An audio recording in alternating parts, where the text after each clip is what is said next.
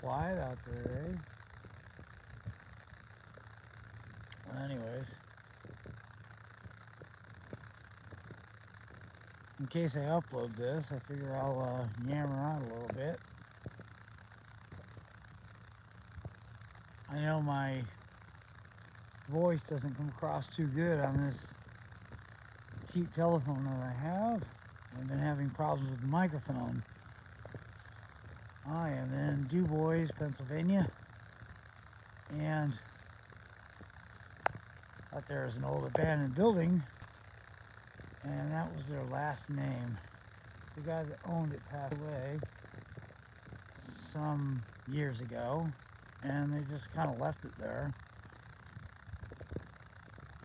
I'm surprised they haven't tore it down. I'm surprised it hasn't fallen down.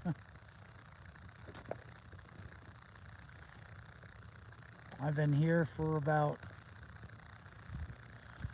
I guess, 15 months in this town. And being here for that long is kind of unusual because I am normally, or more times than not anyways, homeless. I'm like 55 right now. I'm a very youthful 55. I don't feel like it, and I don't look like it. But I left home at 17. Right on the cusp of my 18th year, I left home and I started hitchhiking around. I grew up in the metropolitan Detroit area, and I guess I had a sort of wanderlust. It was, I'm not saying it's completely uncommon, but it's a little unusual. I never felt like I really fit in or anything. So I lived in a dreamland, in a sort of, in a dream world of my own for a long time. And when I was old enough, I left because I quit school, and my father gave me an ultimatum of getting a job immediately and doing what I felt like I wasn't capable of doing, be normal and everything, or get out of the house. And this is in the metropolitan Detroit area. He wasn't a bad guy or anything, it's just he didn't know how to handle me. So I left home and I started, you know, sleeping outside in the streets, in the woods. It was in Garden City, Michigan, actually, of Detroit. And I spent, I guess, several months living like that. And then I moved in with my grandmother and got jobs and lasted 2 or 3 months and quit. And I remember around, I don't know, after a while of doing that, I ended up saving up like $6 or $7. I got myself a Greyhound bus ticket and went up to the Upper Peninsula of Michigan. And then I met some people where I worked for room and board. I made a couple of $100, and then it was time for me to go. And then I just started hitchhiking. Hitchhiked all around the country, spent several months wandering around, meeting a lot of weird and colorful or crazy around the nation. And then I hitchhiked back to my hometown and stayed with my grandmother for a while. Then I worked for a couple of months, and I'd go and feel like I was falling apart, took off. Eventually my grandmother passed away and I didn't have anywhere to go. And I just started making a life of hitchhiking around the country and riding the freight trains. And eventually, a long time of doing that, I ended up here in this part of Pennsylvania. I feel it was like divine intervention, and I know nobody can really like prove God, and I know you can't, you know, make a bet that God exists based on your feelings or something. So I'm not doing that. It's just seems like how things worked out, divine intervention to me. It's hard for me to write it off as just coincidence. So that was like, I guess 15 years ago. maybe even almost 16. And I've been juggling staying around this part, mostly homeless, ever since. I'd have roommate situations, and it seems like, again, like divine intervention. Uh, but the last year, a little over a year, I've been staying regular at a place, at an apartment. But I'm about ready to depart again. So I'm a little bit scared, and I'm nervous, and I'm kind of leaning a little bit on, I mean, I'm not a heavy drinker, but I'm buzzing up a little bit just to kind of lean on something that I don't have to. No one I can relate to. And I know within 2 months, about like 7 weeks or maybe even 6 weeks, I'm about ready to leave and embark on this, a new road trip again. And I don't know how long I'm going to be out. I don't know if I'm ever going to, I'm running out of resources to stay here. And I think I'm going to end up back out on the road again. So that's where I'm at. And I'm just kind of wandering around town tonight. And I drank a couple of 24-ounce King cans. And I just heading out, walking around, get some fresh air and mulling some thoughts over. And the thought or the idea came to me of like, why not kind of like live Skype and say hi to somebody out there. Oh, I didn't realize. I got to look at my, I have glasses, lighting glasses. Let me see.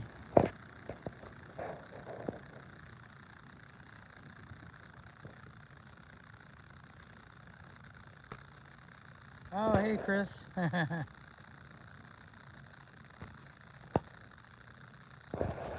Yeah, I don't know if I'm going to be out too much. I'm just going to be,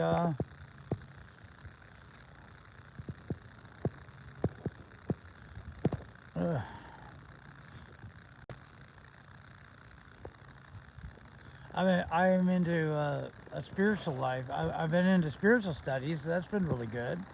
And look at there's the police. I think they see me around here so much that they don't bother with me. They know I'm an eccentric kind of fellow who, doesn't bother anyone. I don't get in any trouble. A year ago when I first was, walking around at night or something like that, I noticed I kind of take a double look or a triple look. Now they don't. They're like, oh, that guy, okay. I got a pretty good name around these parts,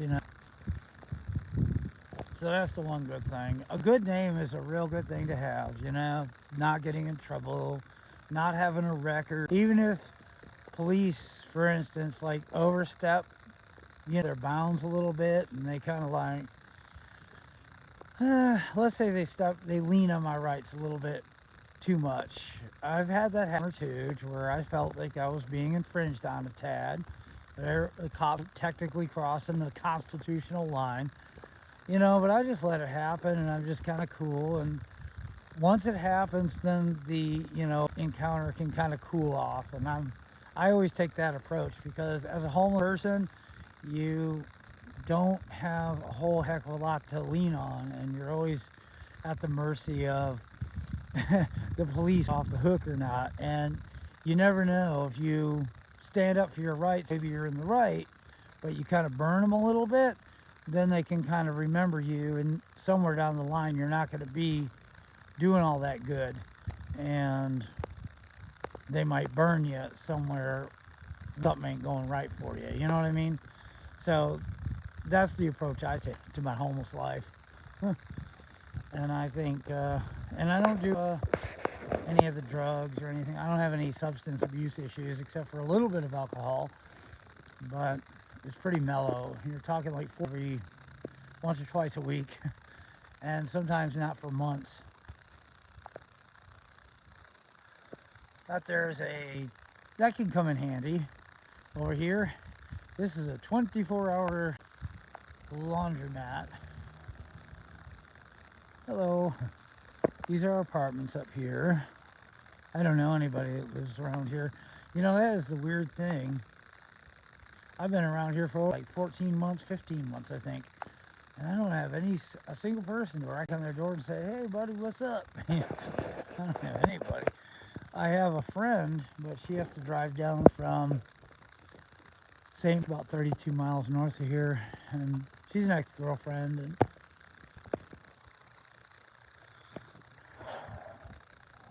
this is 24-hour. The police actually around here are not that bad. I've seen this homeless lady. She was near during the winter. And they didn't hurt her or treat her hard or nothing like that.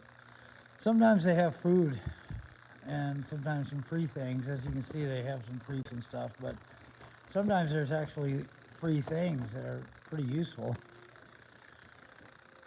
It's a pretty good area. They have free food boxes.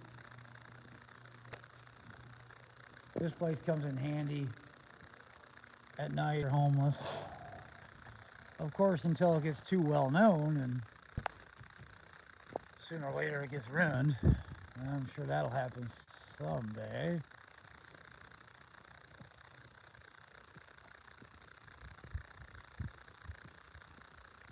This here is a new yoga store, which I've never seen it open yet. I'd like to actually do a yoga class. That'd be kind of cool. Because I can't work out hard like I used to. I have a desire for it.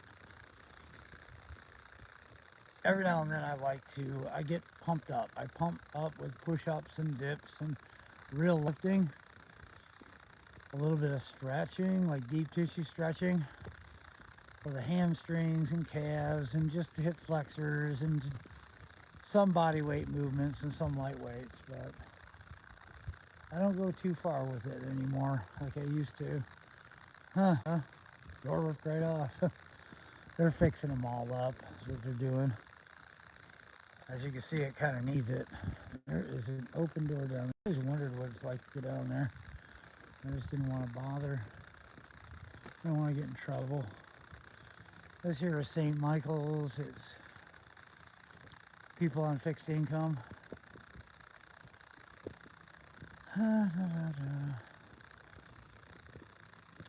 This is town, the center of town for Du Bois. Coming into it anyway. You see that? There. I think back in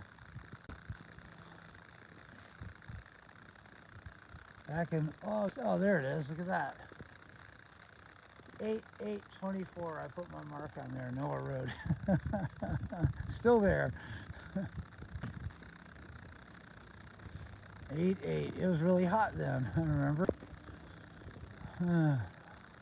39 degrees. I don't know what that is in Celsius for people that are out in the country, not in the U.S. I'm sorry this is a boring video. It's totally boring. It's my own therapy, man. It's total personal therapy. And plus I'm buzzed a little bit, so you'll have to kind of excuse me a little. I'm not drunk or nothing or staggering, but I am a little buzzed. I had a couple of king cans of natural ice. Why not show the free food box, which I bet you is going to get pretty skimpy in the next couple of weeks if food prices start going up. They're talking about Trump pushing tariffs on other nations, and if he does, and they're going to push tariffs back, and then that's going to cause the food prices to go up. I don't really know about all that economic stuff, but I've been seeing that tossed around on the YouTube channels. Let me put my glasses on to see if anybody's saying hi. But yeah, this is pretty cool over here, isn't it? Look at this deal. Good people around here. And it's just a free food box. You'd be surprised. Sometimes there's some really good stuff in here. I don't have anything now, and it gets picked over pretty fast, but what do we got here? some beans, but most of the time it's packed pretty good, but it doesn't last long. And there's some books. Sometimes I find some good ones, but very rarely. Quiet Street. Hey, what's up, Chris? Yeah, that is. Let me see. There's the moon. Hello, y'all. It's I do not like this town too much. It doesn't have a very personal feel. It's very cold, kind of. So far, it served my greater good, I guess. I like other so much better around here. I like Johnsonburg, St. Mary's. I love Clearfield, Osceola Mills. I even like Woodland, Bigler, and Phillipsburg. All of those towns I kind of like much more personable. This town is kind of, I don't know, it's doesn't bother me and it doesn't hurt me. It's been good to me, but there's no personal feeling that it's sad. It's just kind of got this sad shield up, and I don't know anybody. I've been here for over a year and I don't know anyone. Not one person that I can knock on the door, or nobody comes and visits me that I can really relate to. Nothing. I guess maybe that's everywhere. Maybe. I hope not, but maybe. I still have that one friend, though, that drives me around. She is one heck of a sweetheart, but I don't relate to her as much as I would like. So there is sort of like a shield between us, even though I wish that there wasn't. It's not my fault. It's not her fault deliberately, but I just think that she cannot connect to the things that I relate to, spirituality and things. I can't have these real long conversations where she's making a real contribution. And I feel there's like that energetic reciprocity that I cannot feel from her, even though she's, been a wonderful friend. There is the Du Bois police. They don't bother me. And as far as I could tell, whenever I saw them, like interacting or having encounters with people, they seem to be pretty decent. I've seen worse. So I'll say that about this town. This town messed with me, and I haven't seen the police here hurt anyone. They've been pretty decent and reasonable. That there is Luigi's. That's the restaurant everybody likes to go to here. It's Italian.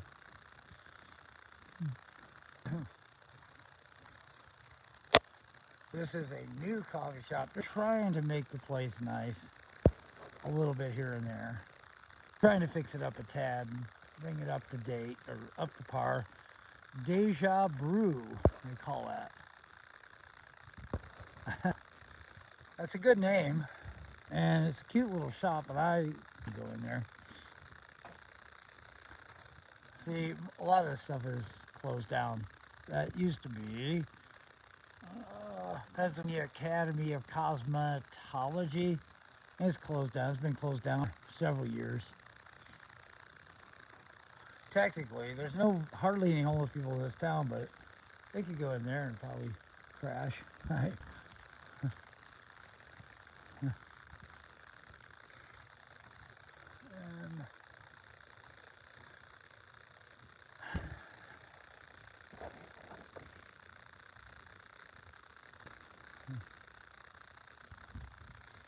I always like that apartment up there. It's up above what they call Hockman Candy. And the guy makes all of his candy himself. Quite expensive because it's, local and he makes it himself. But I love it up there. Look at that cool apartment up there. I think I'd be so cool to have that apartment.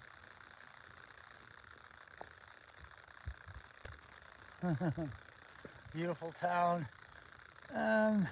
It's got its nice areas, but it's kind of a mixture. I love that apartment up there, though. Look at how cool that would be to have that. How about that? Especially the third floor. That would be tough. This here is a burger shop, which I never eat there. It's called Home of the Trash Burger. Oh, Garbage Pit. Yeah, that's the name of it. I've never seen a restaurant owner actually work out, ever. This guy, Junk Dealer's Butter, he sells stuff kind of cheap. If you look at my posts, you'll see a beer bottle that says Du Bois Budweiser.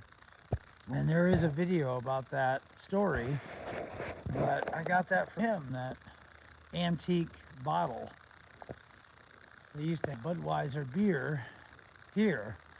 It's not the same as an Anheuser-Busch.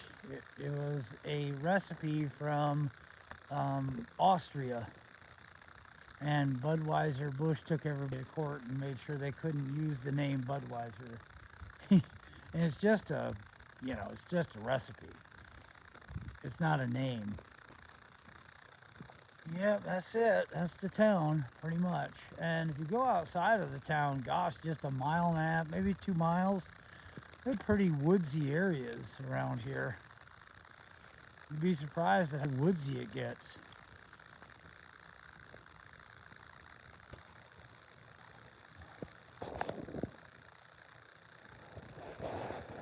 Yep. And that's it. That's up a nothing. Nobody lives in there. As a matter of fact, I think the whole building is in. They're trying to fix things back up here, but it's that there is some church winds of grace, which I think comes from maybe chapter 41 or 42 of Isaiah. I think 41.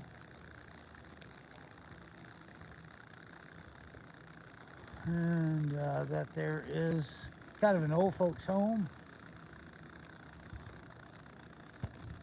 That there's a church there that feeds every other Wednesday, and then there's another church around here that feeds the other Wednesdays. So once every Wednesday, there's always one of 2 churches that feeds.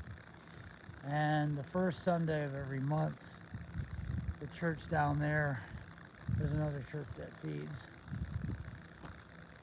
So kind of cool, huh?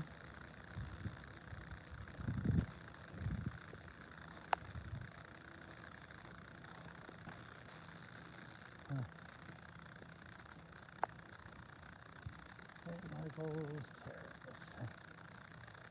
That's that of a cool house. Hello.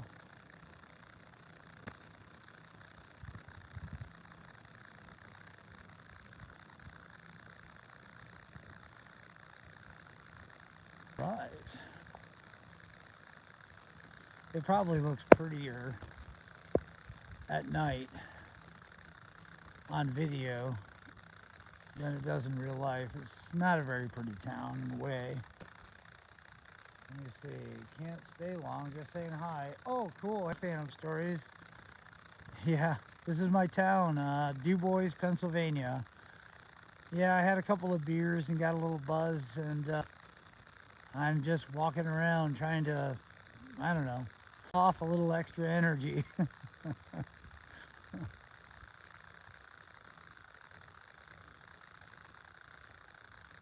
These are new apartments. They just made those up, and they're just working on all of them right here.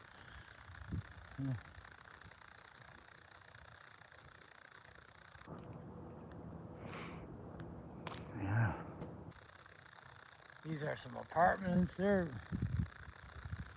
seem all right. I've never been in them.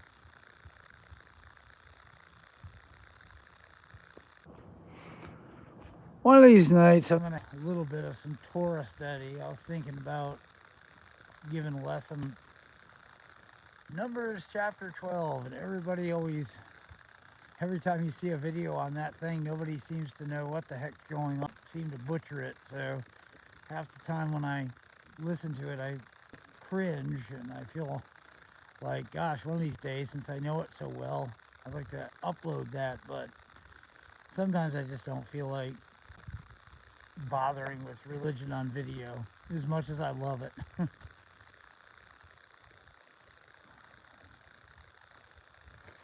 I'm probably not going to keep going too long. I guess how long have I been on here? 27 minutes? I like this live thing, this live feature though. It's kind of fun.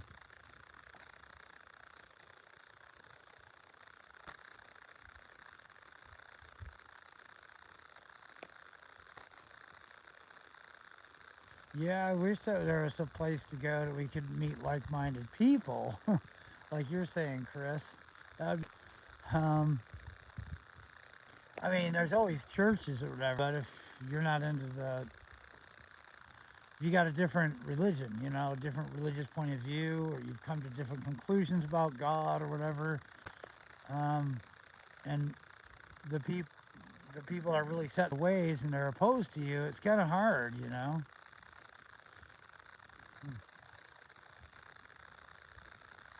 So you got that as an option, but really, are you gonna if you don't really see eye to eye with them, then you don't really have anything in common. And yeah, there's really no place to go. I haven't found anybody that I can talk with yet I can really relate to, at least on my terms.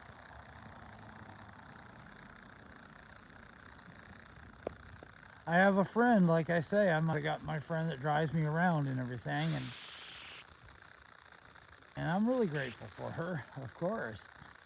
But I can't really relate to her like how I wish I could. Now here's something big in Pennsylvania. These games that you play, they're like gambling games. Put in $1 and then you play, and they're like sort of like slot machines. If there's nobody in, maybe I'll go and I wanna. Oh, okay, there's nobody there. Oh, there it is. Hi. I'm just showing my friend on my video what this thing is all about. But anyway, this is Papier. I think people are weird. They're like totally into those games. I mean, really addicted. And they'll just sit in front of them all day long. And I guess they make some money, but they also lose a lot of money. This here is called the Public House. They just made that or built it up, I guess, about a year ago. This is an old apartment complex. It doesn't look so good.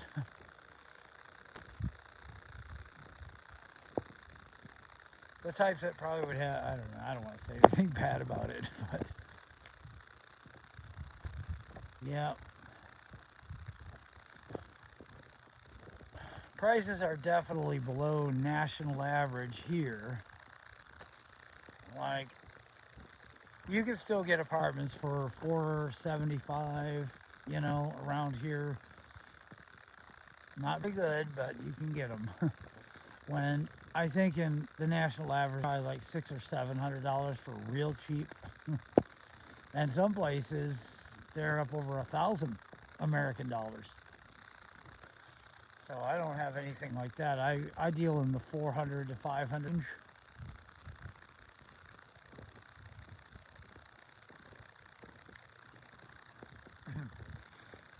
One thing about the area, they have volunteer firefighters, and whenever there's a house fire or there's some kind of a accident on the road that requires the volunteer firefighters, these civil defense sirens that go blasting, even if it's in the middle of the night.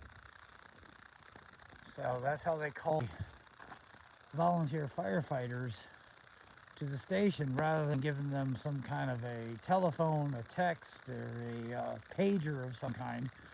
They blast it and wake the whole neighborhood up. So that's something that's a little stupid about this part of Pennsylvania. This is a cute little alleyway I walk through sometimes.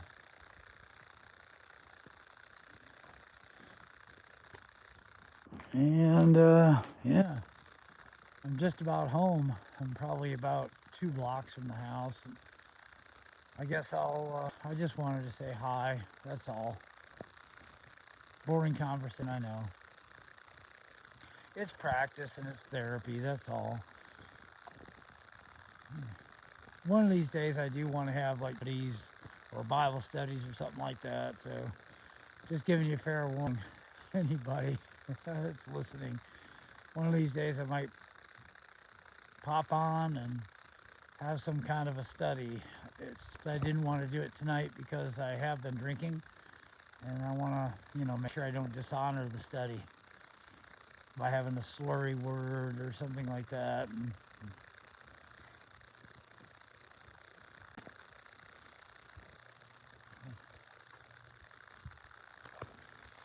let me see if I gotta get my glasses back on. Good conversation. Oh, you're talking to me over food, bro. Yeah, cool. Cool. Yeah, one of these days I'll hop on and um, I'm trying to work up to it. I'm just kind of afraid, because as far as Bible studies, and I don't want people to think I'm just some typical Christian guy or something like that, because I actually have a total different point of view. I believe that the Bible is only like, as far as a specific covenant status is concerned, it's only relating to one nation of people, and that is God's portion, if you will. And the rest of us we have a very abridged version of the Torah, and we don't have a sacrificial system or like a virgin birth, vicarious atonement, God in the flesh kind of salvation thing that the Christians say that we have. I just don't believe that. I think that God just judges every person based on the merit of their heart. And the main covenant status is really just with the Israelites or the Jewish people and stuff. And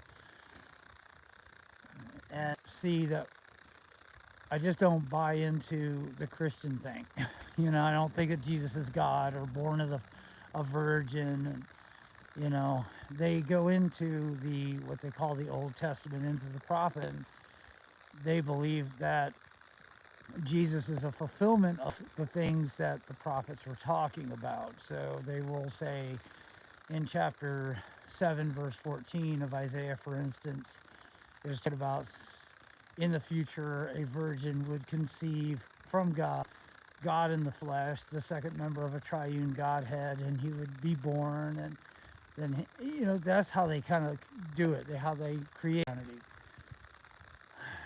But they're kind of looking at the arrow shot into the tree, and then they simply write the bullseye around the arrow, and they've turned this human being who probably existed at one point named Jesus into a cult, phenomenon and a cult figure.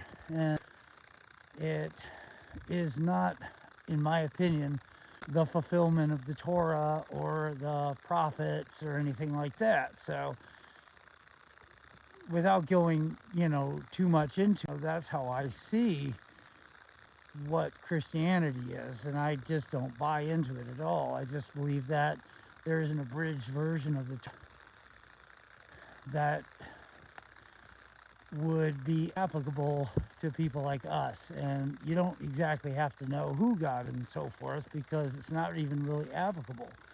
God is just spirit source energy, and he knows his people. The rest of us, he just judges us based on the merit of our heart.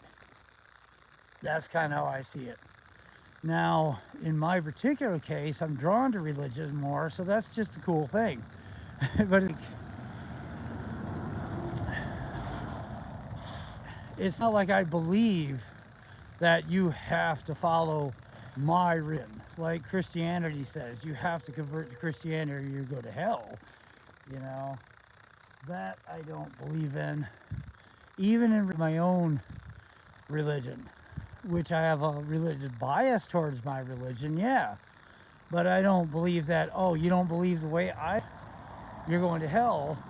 But I just don't believe that you can be in good standing with God if, let's say, you are actively gaslighting and grooming society in a real bad way, or if you are really hostile toward religion or toward the idea of God and you are actively opposing it, then those kind of people, I don't believe, would be in good standing with God. And maybe there could be some kind of a damnation, like perhaps a reward or punishment judgment based, on the merit of the soul.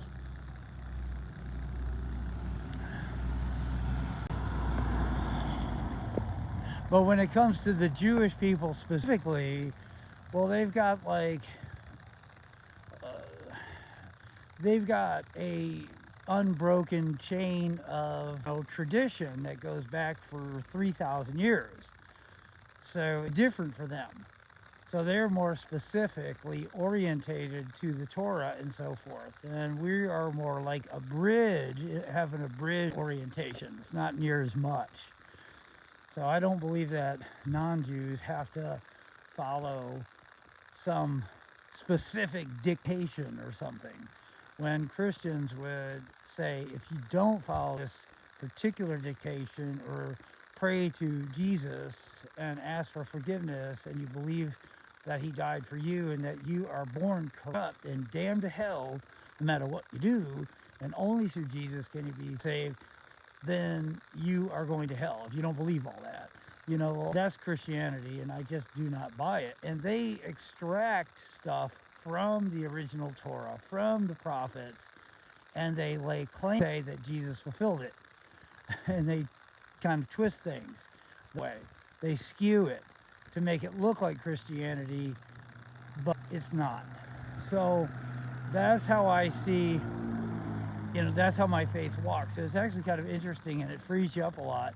I particularly like faith and like religion, so I'm going to probably follow because I like it. I feel like I have been called, sort of like how Catholics would say there's certain vocations that they're called to, like you can either have a vocation to be a nun or a priest or maybe a consecrated virgin or even the vocation of marriage. It's like a vocation that God calls you to. I kind of even that concept, even though I would never subscribe to Catholicism, you know.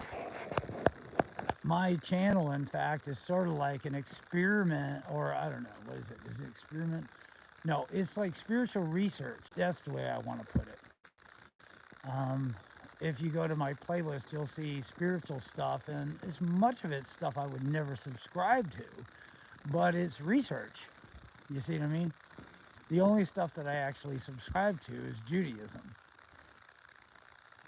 And some of it is because of the history, because the Torah talks about a specific people, the Israelite nation, and it mentions the history and circumstance that they will go through for thousands of years. And when I look back on the history and circumstance, I'm like, gosh, that so fits the description. So, and it's a fully functional system.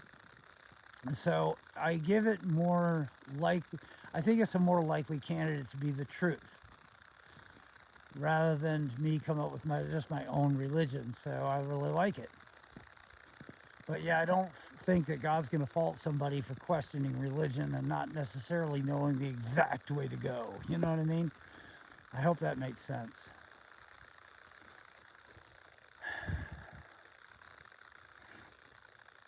I love having these conversations and these talks about faith and spirituality. And I love my dogma. I love my fantasy. I love my ritual, but I love my religion. And I can't be sure that the religion itself is true, but I'm pretty sure that, I don't know, I guess God seems to be real, like creator, spirit source energy, something like that seems to be looking out for me and taking care of me in a way that's very difficult for me to deny. I can't write it off as just mere coincidence. Too many things have just happened in my favor that, huh.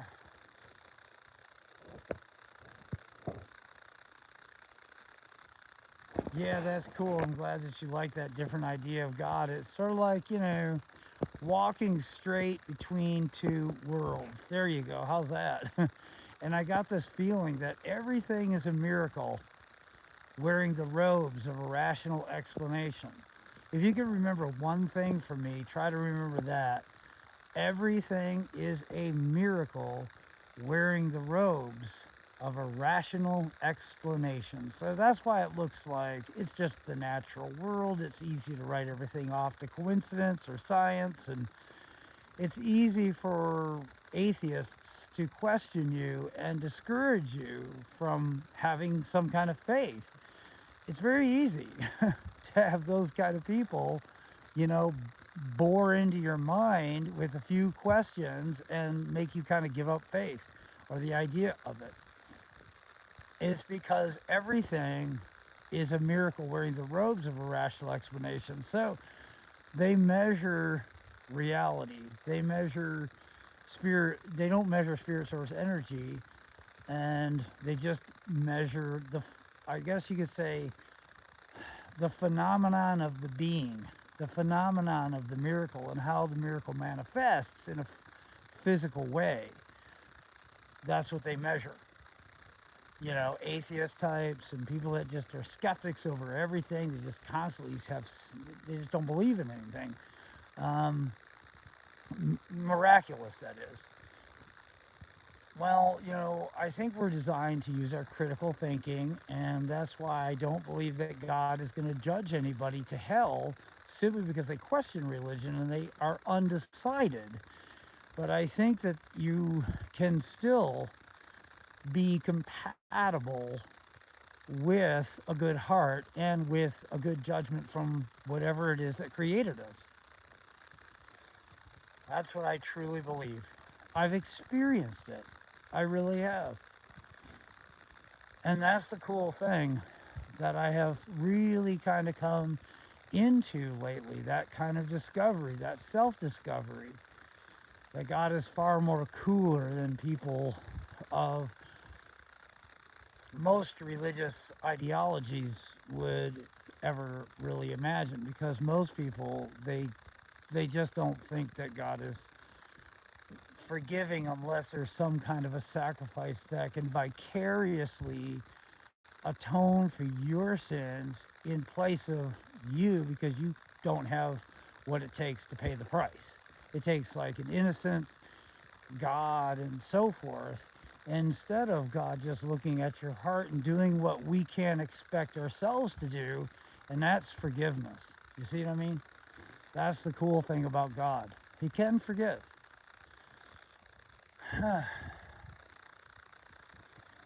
And God is not going to blame you for having doubts about religion, because He created you to think with critical mind, critical thinking.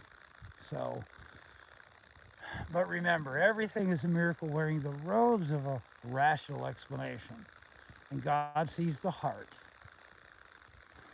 That's the essence. The heart can lie, the heart can be deceptive, absolutely. But you work on your heart as if God was real, and gradually it will reveal to you little glimpses. You'll catch glimpses of God in hindsight, in snippets of personal revelation, that God actually is real after all. A little bit here, a little bit there, and you'll learn to navigate. And eventually you'll catch a taste of enlightenment, and something will call out to you, a sort of religious path. And little by little, you'll start following it, and you'll catch a little bit more. And you'll notice that you'll have dark nights of the soul where you go out of the light for a while, and you go through your own personal depths of despair, and then you kind of go back into the light. You rest on the spiritual summits. And that's just the beauty of religion. And it's a lifelong relationship that develops. And eventually you'll spend longer durations of time in the light, resting on the spiritual summits, and less durations of time in the doldrums of despair and stuff. And when the doldrums of despair come, you'll realize, I'm in a dark night. Now I know what's going on. And then you just kind of sigh a little bit and you shrug, and then you just sit and you relax, and you're stuck for a while and you accept it. And then you realize, okay, I'm becoming a spiritual master. That's what's happened to me over the last few years.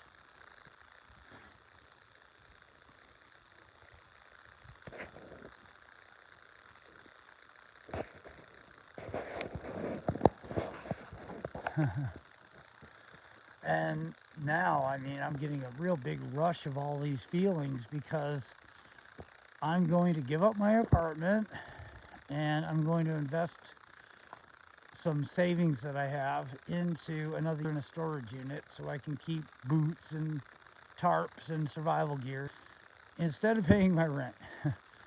And I'm, as the world turns, it's getting a little harder and harder to be homeless. And I don't want to, I just hope everything keeps going good. I'm just a little scared right now.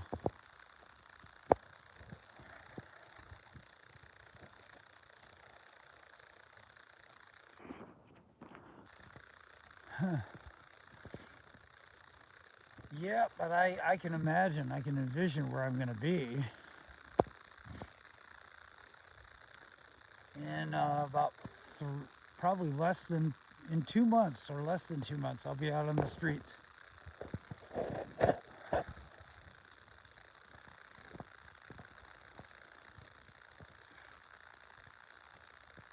But I'm going to stay out in the country, and I've been stocking up my storage unit with lots and lots of food in case I get jammed up without any money. I got I got enough survival gear. I got my storage unit paid off until next April. But what I want to do is actually pay it off till another April yet. So April of 2027. I'm at least trying to pay it off till then. And I want to stuff it with some more protein powders and superfood powders and maybe some extra boots. And then I want to spend the remainder of the summer, after I get the storage unit paid off, out in the woods doing a lot of stealth camping, a lot of meditation, a lot of study, a lot of this sort of like resting on those spiritual summits of higher plateaus of enlightenment, I guess. That's what my mission is. I'd like to start a new channel. I'd like to get a new phone and get a new YouTube channel, and I want to name it A Noah Hyde Path. Noah Hyde. The name Noah, Noah Hyde, it comes from that there was originally 7 universal laws that are binding on all of humanity, and if you could abide by those, and you could at least believe that that we have a creator, you know what I'm saying? You don't blaspheme and not hostile to it, and if you abide by the universal laws that are binding on all mankind, then you have a place in heaven, you know what I'm saying? So Noah was a righteous man. There was no sacrifice, right? So why on earth do we have to have a sacrifice? Why is all this stuff, why did all this stuff come out of the Bible? Where did it even come from? With the Jesus sacrifice, it doesn't make any sense. Noah was righteous, and he walked with God, and he was perfect in his generation, and it actually says that in chapter 6 of the book of Genesis. So we don't see nothing about a sacrifice, and he was righteous, and he was perfect in his generation, and he walked with God. That's what it said in the book of Genesis, chapter 6. So we are all from Noah. If we're not a Jewish person, if we're not from the Israelite nation, then we're from Noah. So we walk in Noah's way. And if we bless Abraham, we can be blessed. So we, can learn things from the Jewish people that were from the offspring of Abraham, but we don't have a covenant like they got. That's all there is to it. It's not that hard to figure out. The Christians, they do something to the scriptures that if the Jewish people were to follow it and become Christians, then they would leave the characteristics that make them Jewish, and they would become like the Goy and have barbecues in the backyard and hang out at churches, and eventually they would marry non-Jewish people and have non-Jewish babies, and in, I don't know, 2, 3, 4 generations, there wouldn't be any Jews on the earth anymore. So you know that if there is a God that had his hand in writing this Bible and making some kind of a covenant with the Jewish people, and he says specifically that they are going to survive as a people forever, then if they become Christian, it's obvious that they will disappear, because there's not a single Jewish Christian community in the world that can trace its history back to the 1st century when Christianity began. So all the Jews that followed Christianity in the 1st century are literally gone. They've been annihilated from the earth because they became Goy, because they mixed with the Goy. They went to church with the Goy. They married the Goy. They had Goy babies, and they were gone in 2, 3, 4 generations. You see what I'm saying? So the Jewish people that did not accept Christianity, that stayed faithful to the Orthodox Jewishness, they are still here today. So we know they're suffering because of the non-Jews. We know they're suffering, but which they are the servant. They're the suffering servant. God punishes them in measure based on the degree to which the majority follow. So if the majority of the Jews are secular, then the Jewish people end up suffering for the sins of the majority of the Jewish people. Some of the good Jews that are righteous suffer. They don't open their mouth, and God merits their suffering to the subsequent generations to keep them existing for yet another generation. And this will continue back and forth until the final conflict between evil and good, when the whole world will know that the Jewish people were right after all, after wickedness is destroyed. That's the promise of the Tanakh, the non-Christian Bible. And that's the suffering servant of Isaiah 53. That's what it really actually means. And that's what I love about it. Whether that turns out to be literally true, I don't know. It could be. But one thing I notice, I see more evidence, like if there's a likely candidate for a religion to actually be true, for real true, I would have to say it's Judaism. Rather than Christianity, or rather than New Age, or something like that, I would have to say overall, the evidence, which there's no way to be sure, the evidence points to Judaism, in my opinion, from what I've studied into. So that's the reason I love Judaism, and that's why I follow the abridged version of Judaism that would be applicable to me, a non-Jew. Because I'm not a Jew. I don't have to follow the Torah. Like, for instance, the Jews, they have to eat. That's just part of their deal. There's also a lot of rules and things that they have to abide by on the Sabbath day. You know, I don't have to do all that stuff because I'm a Jew. So it's applicable to them, and those things are not applicable to me. But I cannot kill, I cannot have shady business practices. I have to abide by laws of common sense. I have to believe in God. I can't worship idols, like things that I create with my hands, or trees, or anything. In the physical world, I don't want to worship the sun and say the sun created me, the sun is my God. I don't want to do that. I don't want to have no fear at all of heaven or the court of heaven. I honestly would be too afraid to kind of steal, even if I knew I could get away with it, because I know there's an eye that sees, because something created my eyes. So I'm sure God, even though he doesn't have physical eyes, can probably see me pretty well.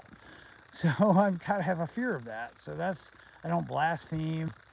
You know, this is just the general thing. You know, I try, don't want to have sexual immoralities that are too twisted, you know what I'm saying, that go beyond, the scope of common sense. you know. So, and what else? The other law that's universal is if you're getting an animal, make sure you kill it quick and don't let it suffer. Have reverence for the life of an animal. These laws are given in chapter 2. Well, obviously, creation story that shows that God created. And then we see chapter 2, verse 24. We see is, you know, no adultery, no close relationships with your relatives, no sexual relationship with relatives. And chapter 9, verse 3 through 6 is setting up courts of justice. We also see chapter 4 is against Cain was punished for murder, so that shows that that's illegal. And we see in chapter 9, verse 3 of Genesis that Noah is commanded to make sure that you do not eat the limb of an animal with its life's blood still in it, meaning make sure the animal is dead before you eat it. Don't make them suffer, and so on and so forth. So these are where we find these laws, and Noah was given all of them, and Noah's the father of the nations. So we call ourselves Noahites. Very interesting. Check out Tovia Singer. Tovia Singer is a good primer for this stuff.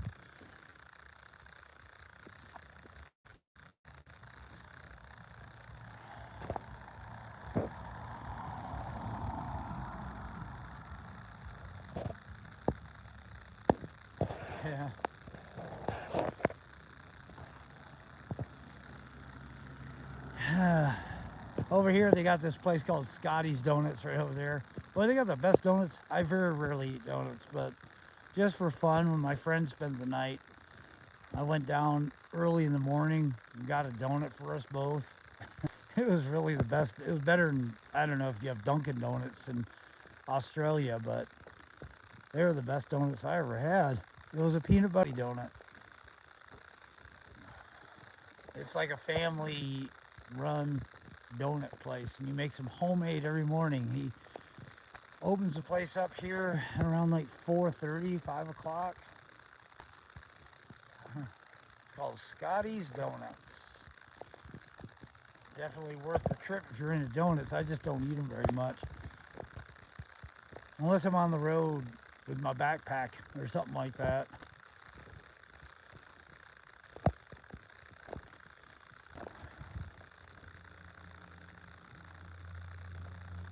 This is the place that has the loud civil defense siren.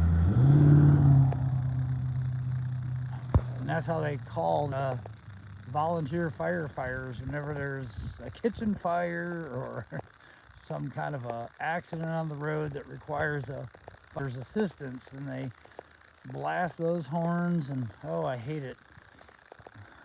Here's Scotty's Donuts. Well, they're real good there, I'll tell you. I was really surprised. We have what they call Dunkin' Donuts here, and they're like a national chain, and they're supposed to be so good. And then we got Krispy Kreme. That's another national chain. But that one there is better than both of them together. I'll tell you, that is a good. Oh, they usually have donuts in their dumpsters. Back when I was homeless around here, I could go in the dumpsters and like, I don't know, 40, 50 donuts every day. I dumpster dive a little bit, but I don't do it too much anymore because I haven't had to lately, but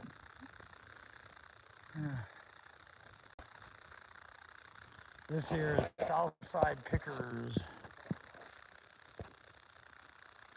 It's a antique shop, and they actually got some good stuff in there and some pretty good prices. Well, shoot, I'm about ready to turn in. I almost feel like taking you to my house with me. I've been walking around, putzing around the block here, just keeping the conversation going. What time is it where you're at? It's like, 1 o'clock in the morning here.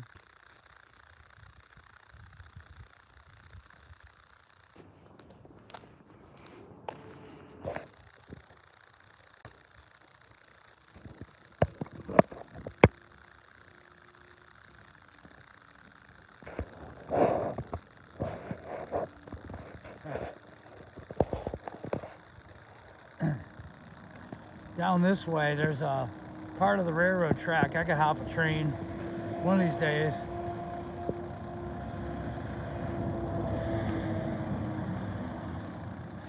That's the one thing I won't miss when I leave this place is the noise and the traffic. You can hear it in my apartment a lot. I live right out on that road.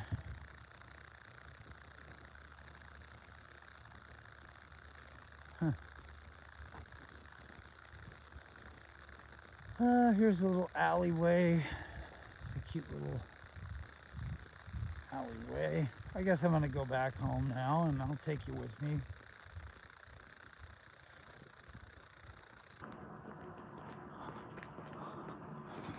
I'm surprised I haven't met people online, you know, a few more. I see a lot of people who have live videos and all they're doing, like I was telling you the other night, it's like, man, they're like washing dishes and stuff. And they got like 40, 50 people watching. I'm like, gosh, man, I think I have better conversations than, you know, talking about washing dishes and stuff.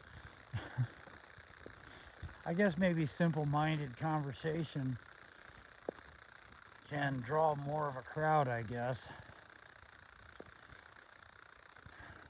I'm not much for small talk and simple conversation. I like to go kind of deep, and I've been working on running a lot lately. Like right now, I'm kind of pressing my feet into the ground, and I'm very lightly exaggerating my steps to where I'm working my muscles a little bit like a power walk. I'm going up a hill, and I'm slightly running, but in a real slow fashion. It works. I don't know if you can see how high the hill is.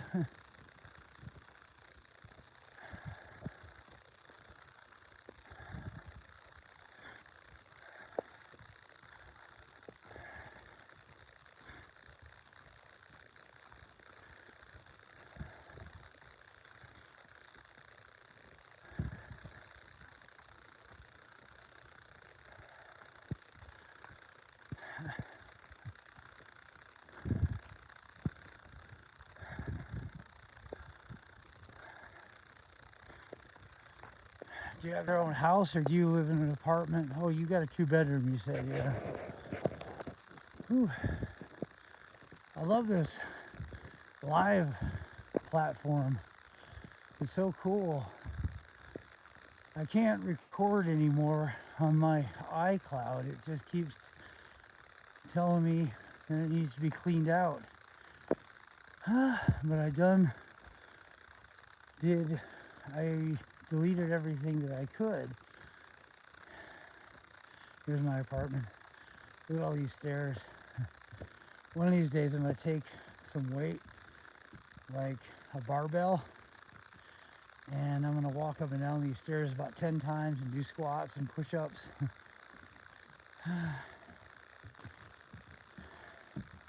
That's the cool thing about these stairs.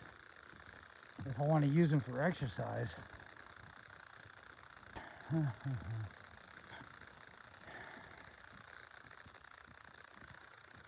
right.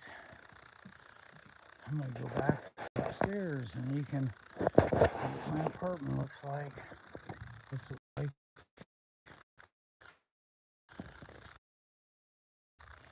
here.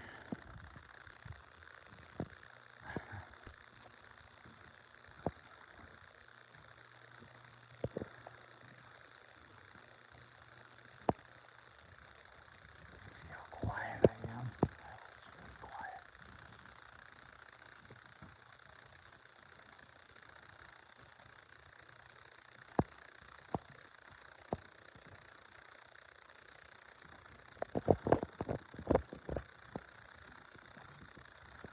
There we are. You know, I never lock my door. Nobody bothers it here. And ta-da! Here's my place. All right. There's my bed. I got new people moving in. I'm like really sensitive to noise, so I'll take the mattress and move it over here because there's nobody underneath me.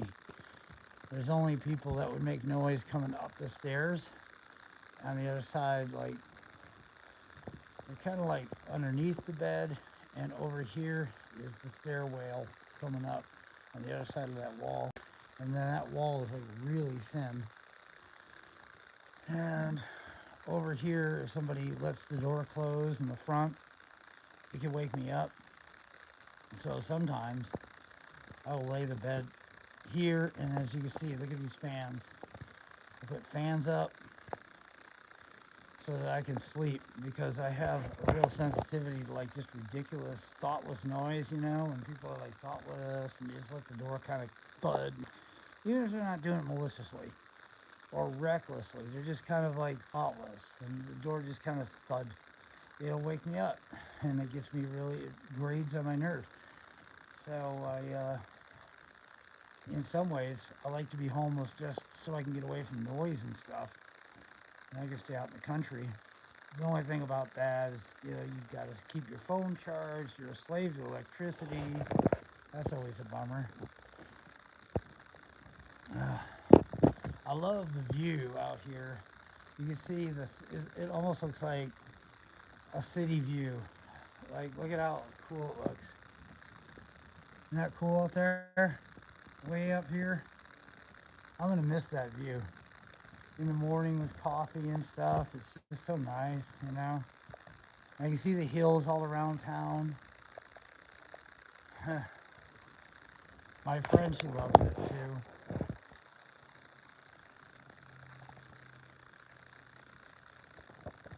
I know, yeah. It's like, yeah,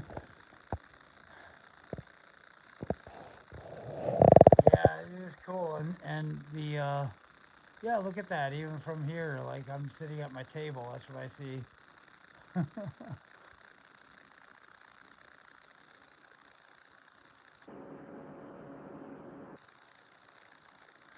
Well, shoot, Chris. What time is it where you're at?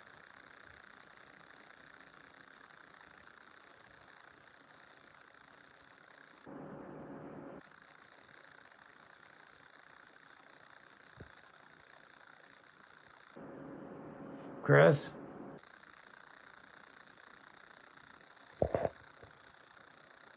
Oh, it's 1:30 here in the morning. Well, Chris, I probably should let you go. And we've been on the phone for a while now. So I'm surprised I was even on. I hope it was fun talking with me. I'm sure it was a tad boring, but hey, you know, it is what it is. It's just practice and therapy for me, you know, and it was nice that you happened to show up. I didn't know if you were going to be on or expect it, so I guess I should let you go and kind of hang up the phone so I can, I don't know, have a little quiet time and I got to head to bed. All right? Thanks for listening and stay in touch, my friend.